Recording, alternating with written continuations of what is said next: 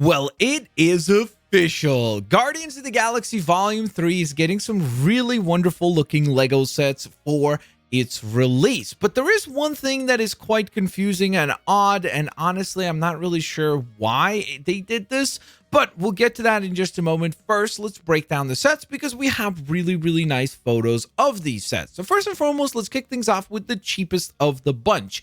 This is the $10 set, or the $9.99 set, 67 pieces, set number 76253, the Guardians of the Galaxy headquarters. And I gotta say, it's a pretty nice looking set, considering the fact that you're gonna be spending 10 bucks here. Obviously, you're mostly buying this for the two minifigs that are indeed included here, which would be Starlord in his brand new attire, and Groot with some cool new shoulder pieces to go on ahead and make him look just as bulky as he did in the actual trailer for the film, and I assume the film itself as well. Obviously, the build itself is quite simple. There's really not much to it. You get pretty much a table and a bit of a workbench in the background, but you do get some stickers, or maybe that's even print work, which I guess is kind of nice. But again, this is one of those sets that you're mostly buying just for the minifigs. We're going to knock it up a notch with the $34.99 set, or the $35 set at 330 pieces. Baby Rocket's ship, set number 76254. And I think that this will be a huge seller. Now, don't get me wrong, of course, the regular Rocket Raccoon fig is pretty cool. Definitely need to see the classic Guardians attire. I am a huge fan of that. So that is wonderful to see. But I think the reason why this one will be a huge seller is because of Baby Rocket. I mean, everybody is so stoked about Baby Rocket as it is from the trailer. So the fact that we're getting a Lego minifig version of Baby Rocket is obviously really cool. I do think that the set itself actually looks quite neat, like the build for it. The ship itself looks quite cool, but I also could see people that are not fans of the, I guess, Baby Rocket design saying that this one is not really worth the price of admission, because you're talking about a $35 set that comes along with essentially a 1.5 minifigure release.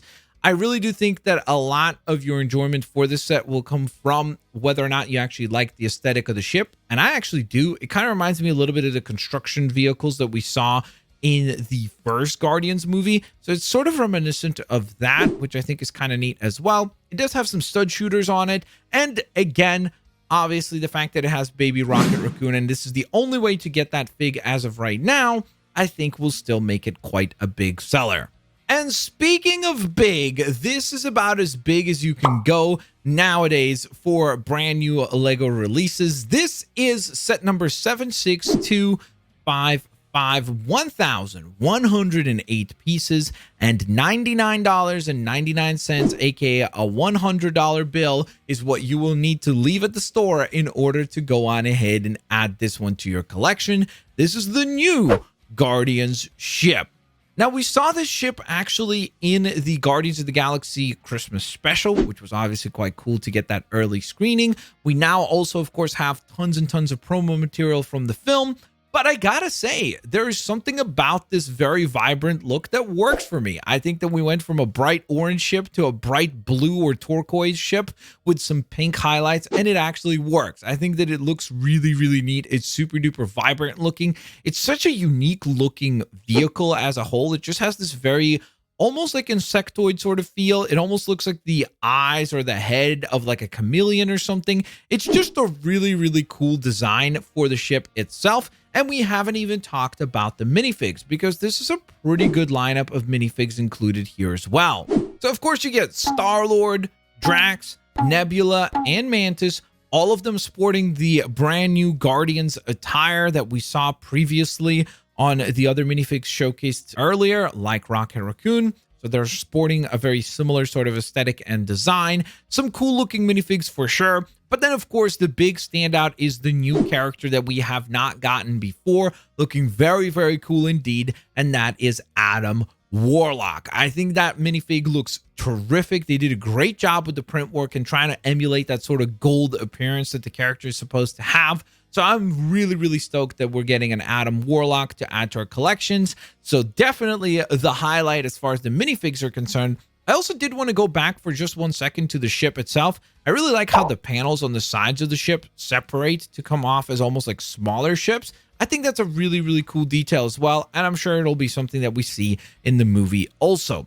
But now let's get to the weird thing. So if you've kept track, you would probably have taken notice of the fact that there's one character that is distinctly missing. One character that appeared in the previous Guardians movies. One character that has played a pretty prominent role in the most recent Avengers movies. And that is, of course, Gamora. And she is omitted from this particular release schedule. There is no Gamora in any one of these 3 sets, which is somewhat surprising considering we know that obviously she'll be in the movie. Even more so surprising is the fact that if you look at the packaging for the sets themselves, she's omitted from the image there as well. We can see Drax, we can see Groot, we can see Mantis, Nebula, Starlord, and Rocket Raccoon, but nowhere to be seen is Gamora. So it is obviously kind of baffling in the sense that, is she just not going to be getting a minifig in this particular wave? Is she just not going to appear in the movie as much as maybe we are led to believe from the trailers? So maybe she's just not like a really prominent character as it is in the film, hence why LEGO chose to not release the character. Maybe she never wears the Guardians' new attire, so because of that, they would have just released a minifig that they've already done before. So I'm not 100% certain as to why Gamora is the one character that seems to be skipped here, but I guess time will tell once the movie goes on ahead and drops. A quick heads up, guys, as far as the launch date for these sets, LEGO has officially gone ahead and announced that you can be expecting to find these officially in stores on April 4th. Now, of course, sometimes some stores do put sets out early, so if you go to like a Walmart or a Target or something, you might get a chance to get these sets a bit earlier. And with all of that out of the way, guys, let me know which of the sets is your favorite. Are you picking up any of these sets? Let me know down in the comment section below, and I will, of course, hopefully catch you guys here on the next one. Peace out. See you later, alligators.